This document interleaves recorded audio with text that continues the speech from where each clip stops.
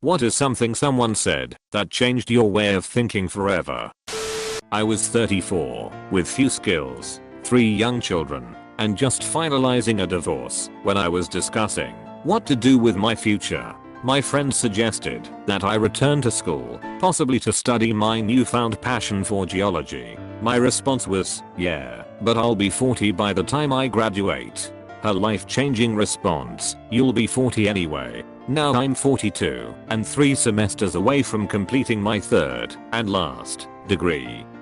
As a teenager I started pouting after a coach yelled at me. He looked at me, said the time to worry is when I quit yelling at you, because that means I've decided you're not worth the effort. Never make fun of someone who speaks broken English, it means they speak not the language. Wow, I feel like CRP now.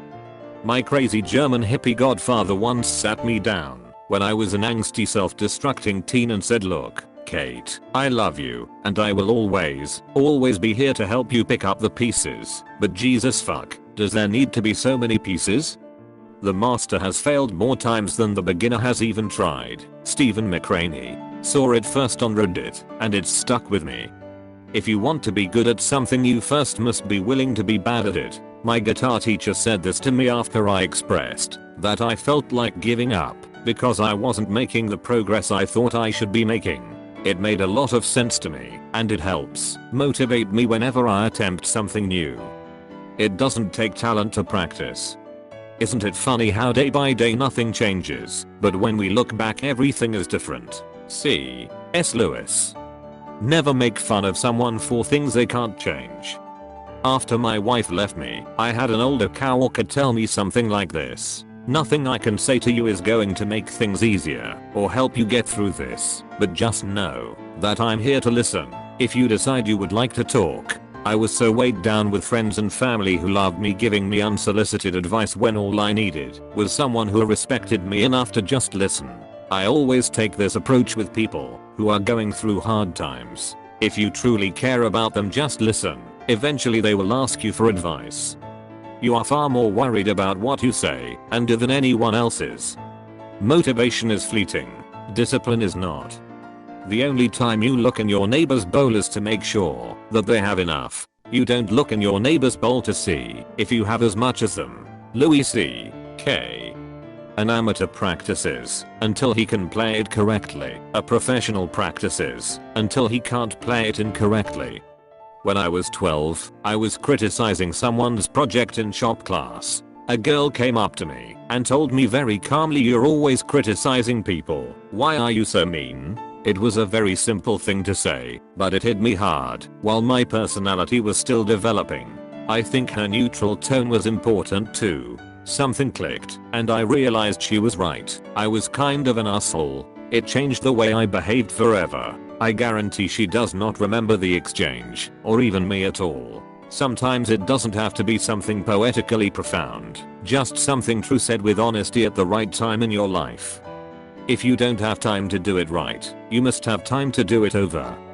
Everyone is the main character of their life. Now I stop and think, whenever someone is being self-absorbed, it's just they're excited over something that happened in their life, because that's what's most important to them. If it takes less than 5 minutes, just do it now. My wife was the first person to tell me that holding on to anger is like drinking poison and expecting the other person to die. It gets attributed to a number of people who probably didn't say it, but it really hit home when she was the one who told me. When my dog passed, my grandma told me pain is inevitable, suffering is optional. At first I thought what a pessimistic view this was, but over time I began to recognize the mental fortitude and optimism it contained. Eating a shitload may feel good in the moment, but take a look at how goddamn fat you are. Everyone else was too nice and kept telling me I looked fine despite being 250 plus lbs at 15. I was in McDonald's with my dad when I was around 10-year-old. I remember him asking me to take the tray to the bin at the end, and I said that's their jobs, someone else will do it. My dad said someday you may have to do a job you don't particularly like, and that other people could make easier or more difficult for you. You'll wish they made it easier. He also said fat girls will always be more grateful, so you kinda got to take it and leave it with my pa.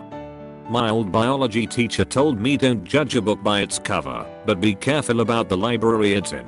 Basically, a good judge of character is the people the other person hangs out with. Still get to know them, hence the don't judge a book by its cover bit, but at the same time watch out for the social habits they have. If they hang around shitty people and do shitty things, maybe they aren't the best fit for you.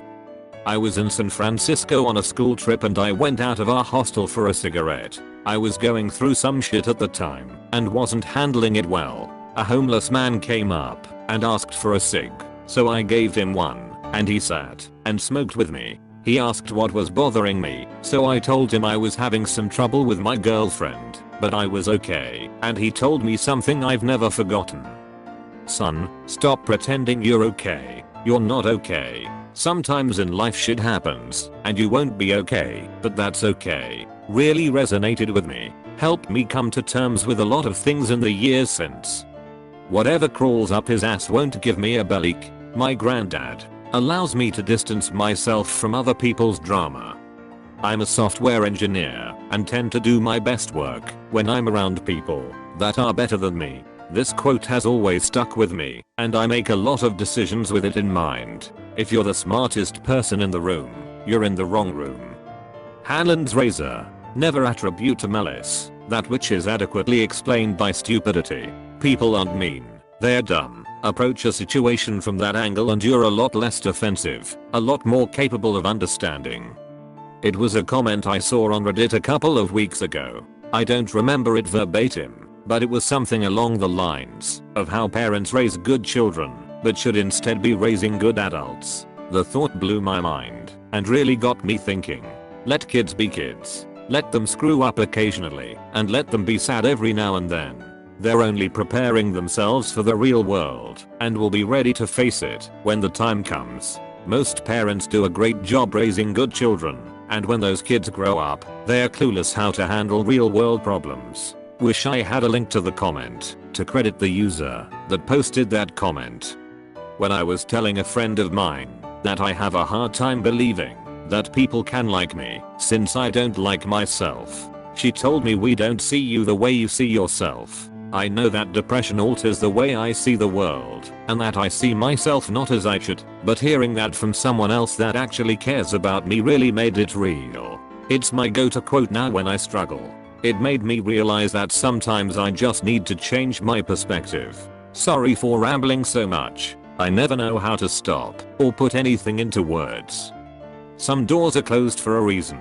Completely changed my life. I used to always be up into everyone's business, inviting them to share. Do you want to talk about it? Even pressuring when they didn't feel like it. After all, I believed, if you talk about it, you'll feel better.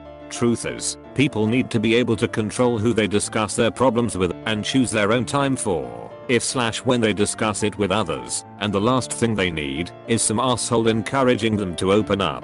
Get off their backs. If they are not sharing their problems with you, assume there's a damn good reason and let it go. If they need you, they will find you. Another truth is, learned this from a psychologist, sometimes people just need to stop talking about their problems and move on with their life. Not everything has closure. You don't make peace with every tragedy. Happiness is not waiting for you. If only you can come to terms with your childhood or some tragedy. Some mental wounds are like physical wounds. If you keep picking at the scab, it will never heal. Time heals most things, but you have to let it.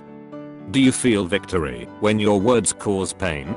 I grew up in an abusive environment, and I left it, but it took years for me to leave the actions I'd learned behind as well. I wasn't a good person because I had no example. Being a good person is all I want to be. When you are torn between two choices, always pick the one that will make the best story. Grandpa always said this, and once I started following it, life became a lot more interesting. I was worried about being a bad father. Then someone told me a bad father wouldn't worry about being a bad father. Blew all my doubts away in a microsecond. Get busy living, or get busy dying. That one got me sober.